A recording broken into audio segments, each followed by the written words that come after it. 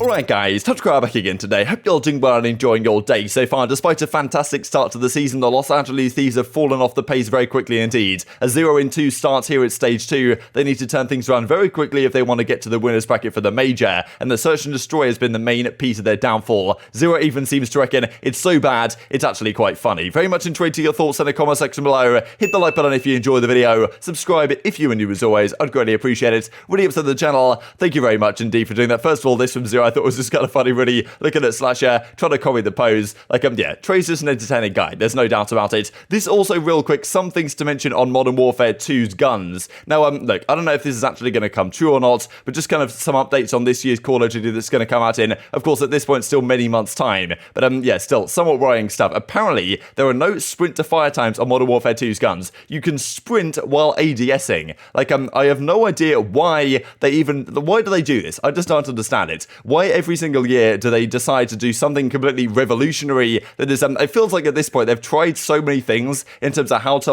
how to do innovation and stuff. They've just run out of ideas to the point where they just change like normal mechanics in the game. Like, for example, apparently the minimap's going back to normal for this game, but they're going to make it so you can ADS while sprinting. I just don't understand it. But yeah, I don't even know how this would even work in reality, to be honest. I guess Shotzi would probably have a good time at it. I don't know why we just can't have normal Call of Duty mechanics again like we used to have back in the day, but maybe I'm just too much of an OG. This also from Hitch I thought was kind of sad to see, because honestly I have barely played any ranked at all. I know it's still in a beta or whatever. I think maybe I hopped on one time to ranked and then I just went back to CS and Valorant, which is what I've been playing lately. But as Hitch says, chalking 100 hours of Vanguard ranked, I think that's what they were trying to do. Made it to 64 hours only. Game is unplayable, he says. Feel horrible for every CDL player that has to play this abomination. Finally got the best of us. I think some of the issues is that Blake that was mentioning here in the replies, that some of the issue really is the SR disparity that you get if you're actually playing objective or an anchor. Like, you just get different SR to the point where, like, if you're playing with your teammates all the time, you'll just, like, separate in terms of skill. It's a bit annoying, really, because back in World War II, if you won a game, you'd get, like, plus 24, like, ELO points, basically. And if you lost a game, you'd get minus 25, which was a bit annoying. It wasn't the greatest, but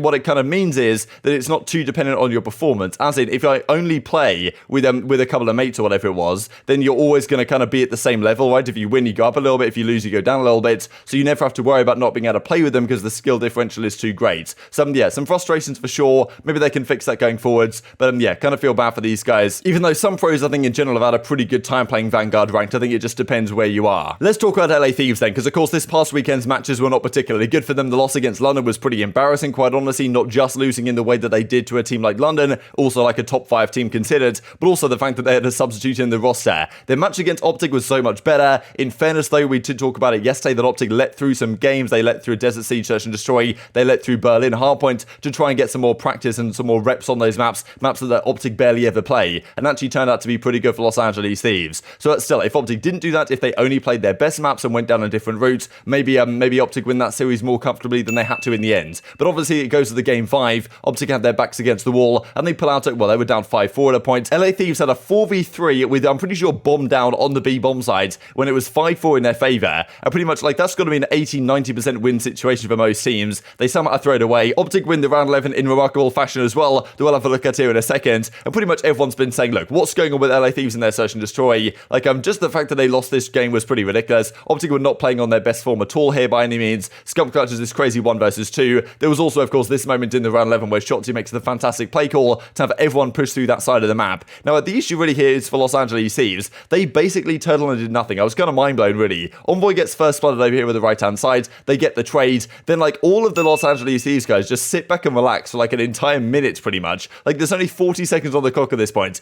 The engagement for the first blood went down at, like, 1 minute 20 or something. Then there's, like, 40 seconds go by, and they're still just sitting here in the middle of the map, not even with the bomb picked up. And then Shotzi just comes behind him, shoots 2 people in the back, and gets the 3rd kill as well. So no real clue what Los Angeles Thieves were doing there. And it's not just this round that people were saying, wow, what are you playing at? There were plenty of other rounds as well, especially even in the London series earlier on. As Jacob says, fundamentals have gone out the window since Major 1. Lost 4 or 5 rounds with numbers that game 5. Absolutely unacceptable. That's the thing. It seemed to me that OpTic were just playing so well fundamentally in their Search and Destroy at the Major. This series is a little bit different, right? A little bit sloppy, but they still get the job done in the end. But there has been some interesting thoughts on exactly what's going wrong here for LA Thieves. Is it just their kind of play calls in those moments, just getting outclassed, as Enable says? Is it like Envoy having the bomb in hand a lot of the time that kind of restricts the team, especially when he goes down, right, and the playmaking just completely disappears as soon as Envoy dies? Or as even Zero says, right, some of the plays they're making on the Berlin search and destroy they played against London, just absolutely hilarious. Zero was sitting back and seeing all these guys run down the street at him. He just gets some free kills, and he's just laughing to himself after the round as to what the hell that play call even was. They might be one of the most embarrassing SnD teams of all time. But for the reason, not like it's not like they're getting bodied 6-0, 6-0, 6-0. You know, like there's been worse SnD teams, but those guys are just getting outclassed. They're situational. Like LAT are losing SnDs that are relatively close, but all those situational rounds, those 2v2s, those 3v2s, those 1v1s, they just look like they have no clue what's going on. It doesn't make sense. I know they have great SnD players. Should Envoy stop running the bomb or carrying the bomb? I feel like every time he dies, the round collapses. 100%. Give the bomb to Sam. Bro, they lose. They won't never direction. get planted with Sam. I agree. They lose all direction when Envoy dies. Like that round, Envoy's the one who died, and it was just Kenny and Sam just staring with ARs in the back of the map. Like, you gotta give it to like Kenny or Drazah or something. Because I feel like Envoy's almost a playmaker, and like it should probably go to Drazah. I would say, just because I feel like he also goes the most rogue, so that could help reel him in on offense. But yeah, you give it to Sam, then LAT will be dead last in bombs planted. But listen, LATs, they have to clean up this game mode, bro. They have to. I'm surprised they made this play, by the way. What, pushing through docks? Yeah, what were they doing here? Oh, no, I would, bro. I don't usually laugh in game, but like, look at my face here, bro. Hey, your mind blown. I'm like. They had full control of A, and they decided to push our spawn. It shows a lack of confidence right there. Try. I mean, what's happening, fella? They ran through doors. No, because Paul and Marcus go, yo, let's push it. Oh, let's push it. I'm like, all right. And then Paul just sat there like, I don't see anything. I think they're pushing through. I go to my back spawn. I see 4 man.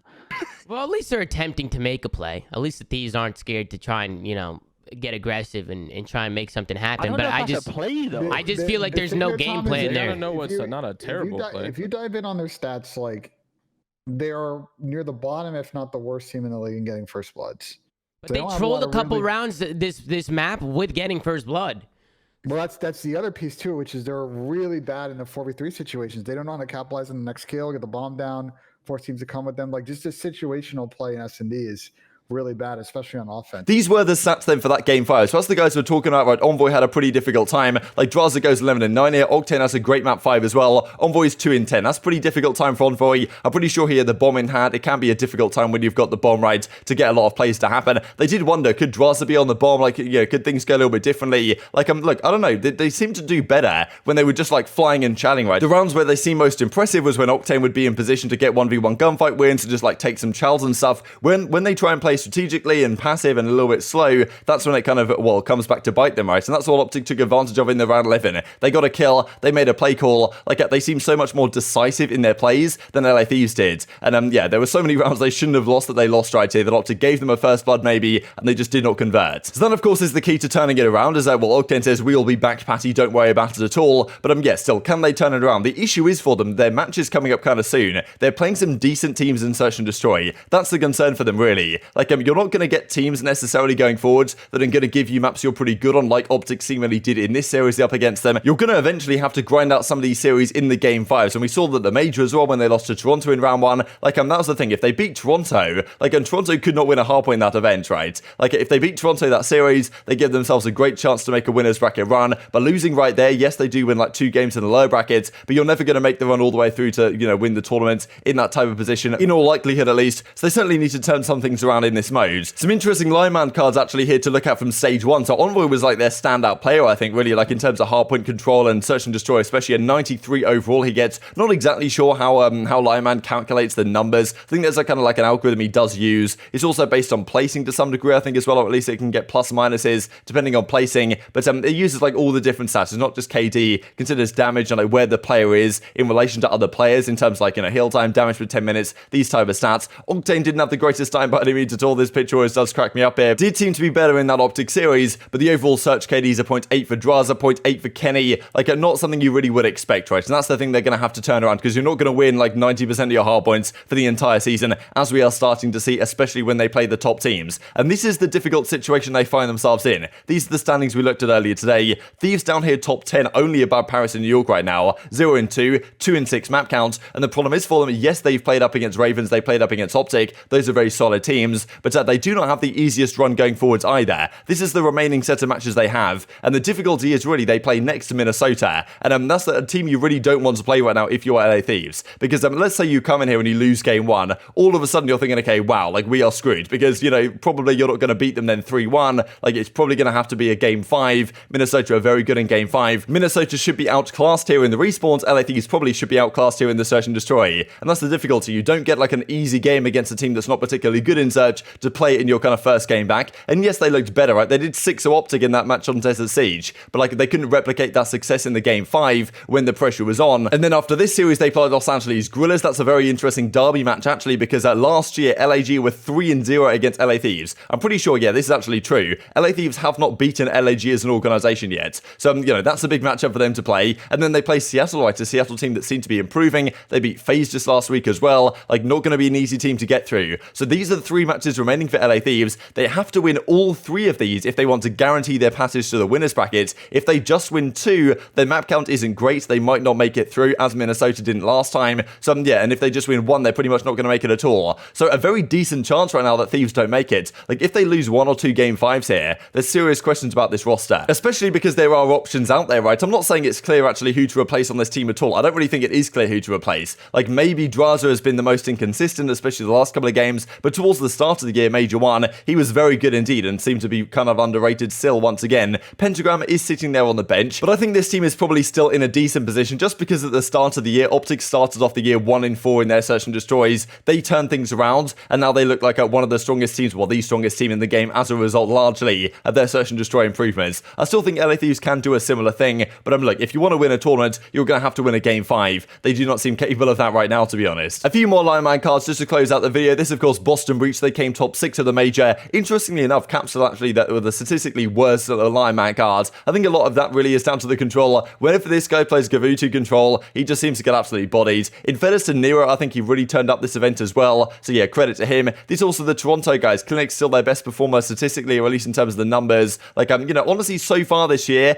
Cammy hasn't been particularly spectacular. A 0.73 in search so far in the entirety of Major1. That is not something you would really expect, to be honest. I think he still can turn it around. But yeah, so far it doesn't really seem like the star players on Toronto are quite having the impact they were last season. So you know, I imagine they're going to turn it around this coming stage. They still come top 4 given the situation, which isn't really too bad at the end of it. And then they've got, of course, the London Royal Ravens. Some beautiful purple stats here for Gizmo in terms of first bloods in search, and nasty in terms of hill time in the hard points. Overall, their matches combined, Afro has still kind of been the standout player. But very much intrigued to your thoughts on all this stuff in the comment section below. Hope you guys enjoyed the video. If you did enjoy it, hit on the like button. Tell us the YouTube gods it's a good video. Others like you should see it as well. And I've grown the competitive Call of Duty community. Thank you much as always. Take care. And I will see you next time.